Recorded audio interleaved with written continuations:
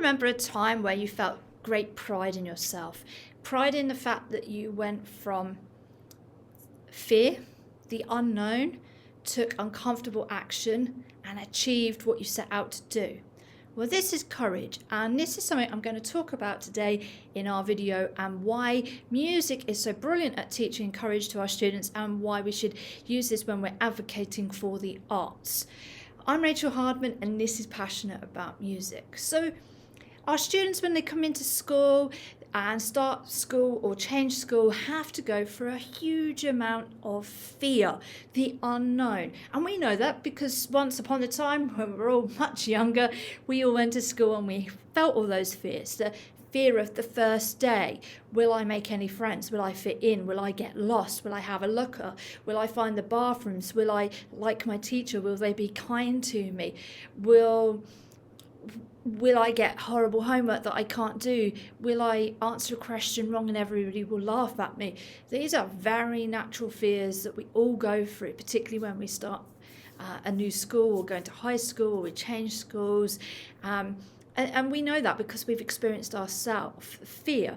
But we also know that actually the uncomfortable action, the taking courageous steps, actually we will succeed. And we make friends, we learn how the bus works, we answer the questions, and sometimes we get it wrong, but the teacher doesn't snap at us and all of that. So we know that actually taking that uncomfortable action and being courageous is the way to pass those fears. And what I really like about music is we really do teach children to step into the unknown frequently, particularly if you're doing a band or choral program or general music, and you're asking the students who aren't having those one-to-one lessons to take uncomfortable action, to trusting you that your instruction will help them go from a complete novice into being an experienced player, somebody who can go from holding the trumpet the wrong way round into somebody who can play a trumpet solo. So how do we do that? Well, I always like to talk to my students about a real life experience. So for me, when I was teaching in Switzerland, I went to a school where they did skiing, which was fantastic. So in the spring term from January to March, all the school went out and they went and did one afternoon a week skiing. Of course, I turn up at night, the age of 36, 37, not very sporty, absolutely never skied in my life, did ice skating maybe twice in my life, and was the person who held onto the ring all the way around. And I was petrified. I literally stood on the mountain on 2 planks of wood and 2 poles and just went, what am I doing? There's no brakes and I'm standing here pointing my skis down the mountain and I could die. What's this craziness about? And it was complete fear, and the brain kicked into survival mode, that fear or flight, and I had to work really hard to overcome that. And of course you take uncomfortable action, and sometimes you fail. Sometimes I fell over, sometimes I fell off the button lift and completely splat and just hurt yourself and all of that. But you have to get back up. You have to learn from it. You have to take guidance. You have to learn from other people. And as somebody who's quite, didn't want to look too silly, I mean, you see these little kiddies whizzing down the mountain or just pointing the skis straight and with absolute no fear. And that was what held me back. And that was what I was experiencing as an adult. And it was the first time in a very long time I really realised how much we have to work on fear, and how that relates to learning a musical instrument or singing a solo, which is very exposed. I think singing is more exposed than playing an instrument, and I'm sure you'll agree, because of the fact that you're controlling your voice and that sort of emotional expression. If you crack your note, it's really hard to blame that. Whereas if you squeak on the clarinet, you look at the clarinet and go, oh, it squeaked, it was clarinet's fault. It was obviously your fault, but it squeaked. Whereas the voice is so much more exposed. So in ways of helping students understand that, bringing on your own experience and sharing that with students not only helps you build that relationship, but also shows that you understand the process and their fears and ways that you can help them. Because there were times when I was skiing, and it was simple slopes, so don't think that I'm some amazing pro, when it was right, when those those practice, that action, that uncomfortable action that you just kept repeating, that consistency and taking little steps every day, suddenly there was days where you were going down the mountain without falling over and you were in control and you could just enjoy the fresh air. You know, your body was much more relaxed. You weren't tense and, worried about falling over and hurting yourself, which is where you're more likely to do it. And it's the same when you're playing a musical instrument. When they first pick them up, they're all like arms everywhere and they're holding the saxophone wrong and they got shoulders up here. But explaining how much joy I got from when it went right, from that courageous step to feeling some sense of pride in myself that, wow, I can do this. Imagine what I could do if I keep going.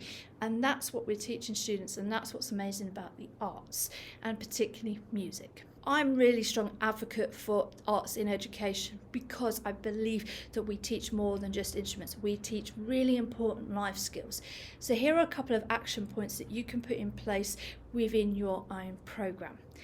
Action step 1, explain to students, like I did in my story, that fear is normal and it is the brain's way of protecting us. It's the fight or flight survival mode that hasn't changed from the cavemen days. Our brains haven't changed. So the fact was, back in the cavemen days, they were worried about crazy animals coming and attacking them. So our brain hasn't changed, but that's what fear's doing. It's trying to protect. And if students understand that, they can understand that then they have to work through those limiting beliefs, work through what it is that they're afraid of and how to take tiny steps to move forward. Action step 2 is not to focus always on the end goal, but how you get there, which is to start, to take small steps to get there. So for instance, if your student is doing an audition for university, the end goal, of course, is going to university, but the steps, the process is actually, right, well, what do I need to do first? I need to pick an audition piece. The student needs to think about, that I need to go and get advice from somebody who knows more than me. That might be the teacher, it might be a teacher outside of school, it might be the university guidelines, and take steps. So they pick the piece, they go and listen to the piece, see if they like it, that they want to practice, and then go and practice small chunks. We know that, that's what we teach them all the time.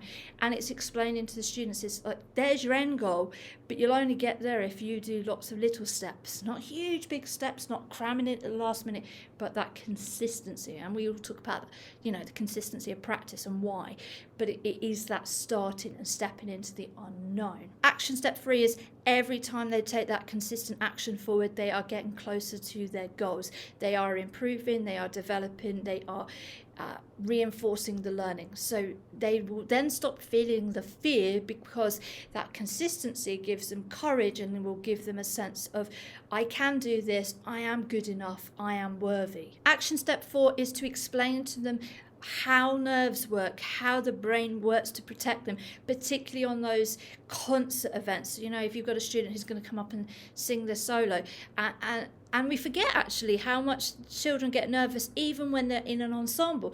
I've had students who are like 16 years old doing their first concert in the choir. They've come and joined the choir with their friends, and they've come up to me at the end and gone, I was so nervous, Mrs. Hardman, and my heart was beating, and adrenaline was kicking, and I thought did you hear my mistake? I was like, no, I didn't hear your mistake. Did you enjoy it? Yeah, miss, I really loved it. And you forget, even in a group setting, there's the nerves. So explaining to students how nerves work, why nerves work, what the brain's doing, and the strategies of ways to cope with it and to understand it, takes some of that anxiety out, that unknown, that fear. It gives them the courage to step forward. And I think that's really important that we teach that when they're in an ensemble, but also when they're doing a solo, because there's something wonderful about seeing a child come out of their first solo, and even if they've made mistakes, seeing their face, seeing the pride in their parents, even if it's a small solo in a tea time concert, or in your studio, and if it's at the moment virtually, that sense of pride in moving forward is huge for their confidence, and that's what the arts give, and that's why the arts are so important. And my final action step is to remind them to trust the practice. They've done the steps, they've gone from fear into the unknown, they've done the work, they've done the consistency, they've put the practice in, they've put the time in, and they have to trust that practice. They have to trust that knowledge is there and that it will be there once they've controlled the fear. And when your students perform and they come off the stage, remind them what was good. Tell them what was good. And I know it's easy, and you're going to go, yeah, of course, we always tell them they're good. No, there's lots and lots of people who don't tell them what's good. They will go, it could be their parents, it could be their friends, it could be, one of their music teachers, and it's so soul destroying. Tell them what they did well, what was good. The student will tell you instantly the 4 notes that they played wrong. They will focus on that. You know that because that's what we do as musicians. You've done it yourself. You've played a solo, you've done an exam piece, and you will remember that you played 4 notes wrong, or you got the timing wrong, you got out of time with the accompanist. You forget the 900 right notes. You forget the fact that you got yourself out of that situation. And that's what makes us good musicians. It's not the mistakes, it's how we recover from the mistakes. And that's why I like to teach children. It's like, we aren't robots, but we are human. Our brain's going to get in the way at times, and we are going to make mistakes. It's not the mistakes that we need to be focused on, it's how do we recover and keep going. That's the courage to lean into that fear of, if it goes wrong, what am I going to do? You will fix it. You will work it out. You will find a solution. You know it. You can trust in the practice. So please tell them what they did well. If they tell you what they did wrong, remind them what they did well, and don't let them get hung up on that, what they did wrong. This leads into perfectionism, and the problem with perfectionism is you're so frightened of fear, blame, judgment, and letting people down and what people are thinking about you, that you actually stop having courage. You are focused on fear, and that stops so many amazing students and professional adults in going forward. It gets in the way. Perfection is a bad thing because it is rooted in fear, and we need to work towards excellence, which is a different concept, because people who are driven to excellence also know that they're going to make mistakes to get there. But to get to excellence, you have to make those mistakes, you have to learn from them, and it's perfectly okay to fail and get up, because that's learning. But people who focus on perfection, and it's easy in music to only ever want to play your piece if it's perfect, which we know is almost impossible to do, and it's really unrealistic.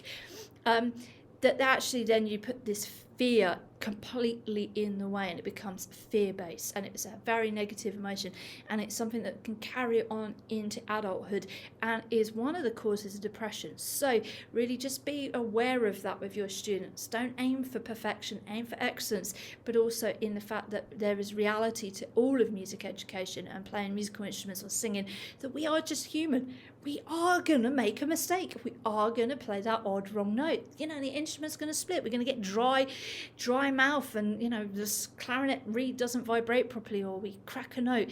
In the grand schemes of things, does it really matter?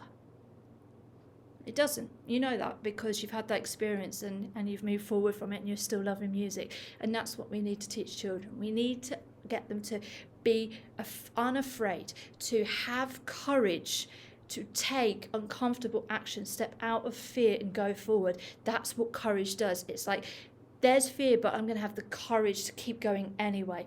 And then they get that sense of pride. So I hope this video has been really helpful about how to talk to students about courage, how to talk about coping with fear and why we have it, and strategies that students can put in place to work on those fears and courage and building up pride and a sense of personal growth. So I'm going to do a few more videos on advocacy about music and the life skills that music teach. So I really do hope you like this video. Subscribe to the channel. Obviously stick some comments of anything that I might have missed in the video, and I look forward to seeing you again very soon. I'm Rachel Hardman, and this is Passionate About Music Education.